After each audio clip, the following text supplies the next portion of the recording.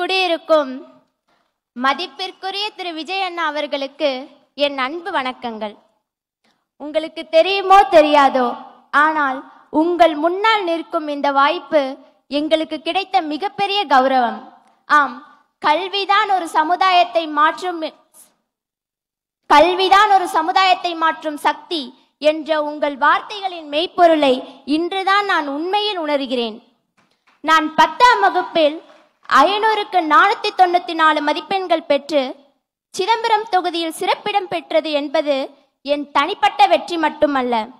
அதற்கு என் ஆசிரியர்கள், என் பெற்றோர் மற்றும் உங்களை போன்ற சமூக அக்கறை கொண்ட தலைவர்களின் ஊக்கத்தால் கிடைத்த வெற்றி இது. உங்களின் இந்த விருது வழங்கும் விழா ஒரு பரிசுடன் முடிந்து விடுவதில்லை. இது எங்கள் உள்ளங்களில் கல்வி மீதான தீராத தாகத்தையும் சமுதாயத்தின் மீதான பொறுப்புணர்வையும் விதைக்கிறது. நீங்கள் கொடுக்கும் இந்த விருது ஊர்க்குருவியாய் சுற்றித் திரிந்த எங்களுக்கு வானம்பாடியாய் ஒரு ராஜாளி பறவையாய் விண்ணில் பறக்க நீங்கள் கொடுத்த சிறகு. Give me blood and I shall give you the freedom என்றார் நேதாஜி சுபாஷ் சந்திர போஸ்.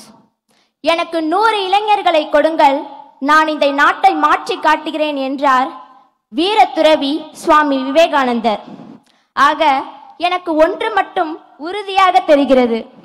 ஒரு 4 மாதங்கள் பொறுப்பாய் உழைத்ததற்கு பலனாய் இதோ திரை உலகின் உச்ச நட்சத்திரமாய் தமிழ் சமூகத்தின் கலங்கரை விளக்கமாய் உள்ள உங்களின் முன்னால் என்னால் நிற்க முடிகிறது என்றால், உங்களின் பின்னால் கைகோர்த்து நிற்கும் பல லட்சோபலட்ச இளைஞர்களின் தன்னலம் பாராத அயராத உழைப்பிற்கு பலனாய் சென்னையின் செயின்ட் ஜார்ஜ் கோட்டை மட்டுமல்ல, டெல்லியின் செங்கோட்டையும் சாத்தியமே.